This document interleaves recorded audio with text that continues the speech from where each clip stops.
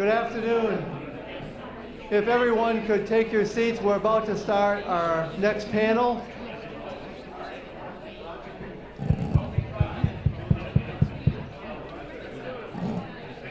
Okay, we're gonna kick off the panel with our Hall of Fame inductees. The last panel was very inspirational, and this one will be the same.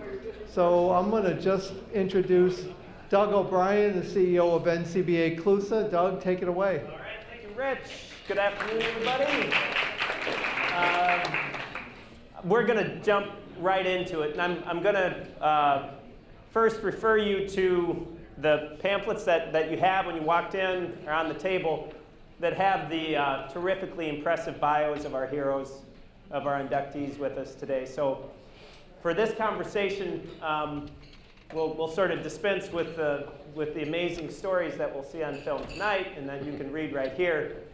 And I'll just mention one thing, and then I'm going to get out of the way and let these amazing people talk. I'm just in my second year of this amazing job, and I get to do a lot of really cool things.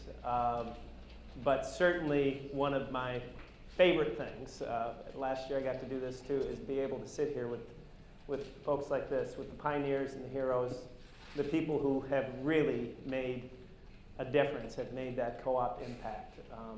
So I'm just honored to be here with everybody. What I'll do is start with a really hard question. And it's gonna be very taxing, and I'm gonna put them on the spot. And I'm gonna ask what their first, their not first memory, but kind of that first thing, the first memory of their engagement with cooperatives and the cooperative business model. And what was that tip of that hook that got them into this life? But maybe we'll start right here.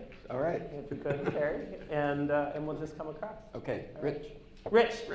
Yes, go ahead. There's Terry. Yes. Well, I guess my first co-op moment was, I was probably 15. It was the person I'd call my first mentor, really. I was working on a dairy farm in New York State. Spent my summers working there. And this family had no children. So I had a brilliant idea. I talked to them about maybe I could continue working on the farm after high school and kind of earn an equity interest in the farm. And the farmer said to me, the world has enough farmers. What the world needs is people that help farmers. And then he started explaining the co-op work.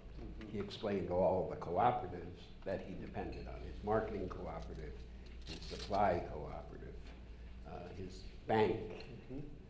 And he was the one that really introduced me to the kind of the world of cooperatives, and really was kind of a guide for the rest of my career.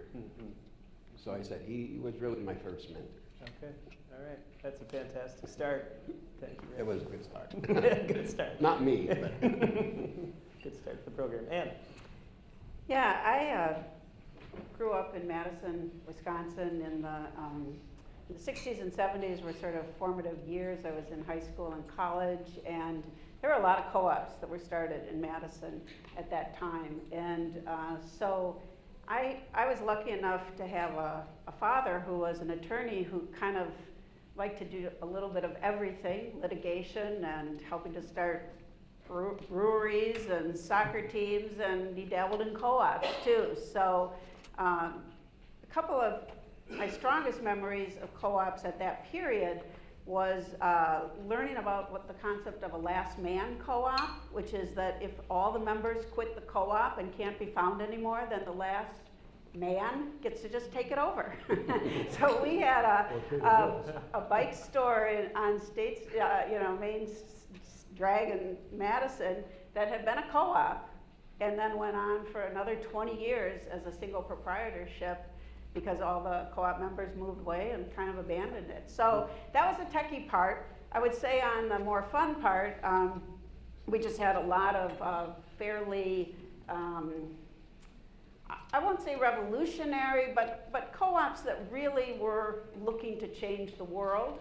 And I wasn't really a member or a participant in any big way, but I did kind of feel the vibrations a little bit as an undergrad, and I think that ended up, you know, as I went on, to be more and more important for me in terms of just understanding what motivates a bunch of 20-year-old people to do the hard work of starting a co-op. Thanks, Ann. So from Madison and some of those first memories and experiences, we go to Texas in your youth, Dick? Or? Texas now, but was a time I was in Madison too. Okay, all right. And like Rich, I got started in my teens. I wasn't 15, but I was 18 when I discovered the cooperative movement. I was a college student after my freshman year. I needed a job to pay for my second year. I took a job answered an ad in a paper for a teller in a credit union. And like many of us in the credit union movement, we didn't know what a credit union was when we answered those ads or went to work there, but soon found out it was something pretty special. So that summer I was a teller on the teller line and dealing with the members. And the CEO of the credit union instilled in all of us the difference between working in a for-profit bank and in this case a not-for-profit credit union, a cooperative, and how our only focus was to make sure the member was served properly.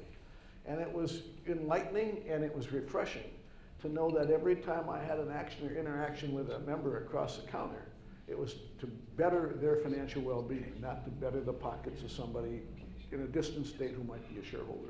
So it was eye-opening. It caught the natural passion I have, I guess, for doing the right thing, and it hooked me. Great. Thank you, thanks. Thank you. Terry, tell us your story.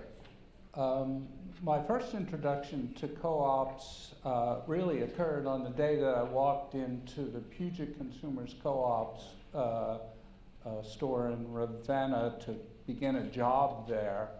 I had been working in a natural food store in a kind of exploitated situation and was involved in some union activity and was fortunate enough to be hired by PCC, and I was mainly attracted by the fact that they were democratically self-managed, something that didn't last through my whole tenure, but was very exciting for me that I could work in a place where workers were really valued, and it was transformative to me in my life, and just kind of played out the rest of my career. Yeah, sure did. Okay, thank you. All right, so let's do another kind of setting the scene and getting a sense of how co-ops came into your life, and talk about an individual. Of course, we're on a day that it's all about heroes, and particularly honoring the four of you. And this is whoever wants to go first, or whoever would like to respond.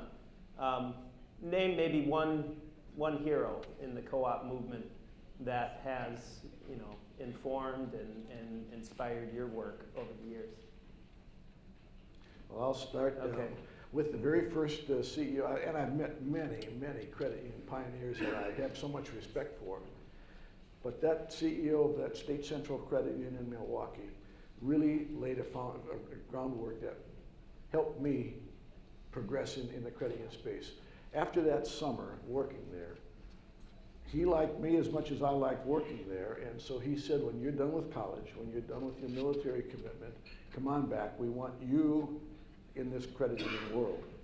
And I thought, wow, that's pretty cool. And so as I went through school and majored in business and finance so that it would fit, I came back and did my military thing, and I came back, and he said, see those four guys over there? I said, yeah. He said, they're all ahead of you. There's no future for you here.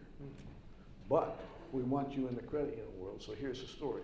We're going to allow you to be here for 2 years on the first and only ever management training program. We want you to learn everything you can about credit unions, but then you got to get out of here. So I was a teller again. I was a lender. I was a collector. I learned how to do the books. I learned all I could, and all of a sudden one day there was an opening to be the treasurer manager of the Harley-Davidson Credit Union in Milwaukee. And, by being the one that required the least amount of money, because I was still single, I got the job.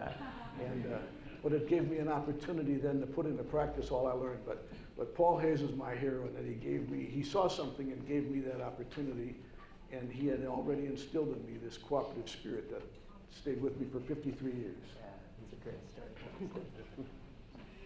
Anybody else?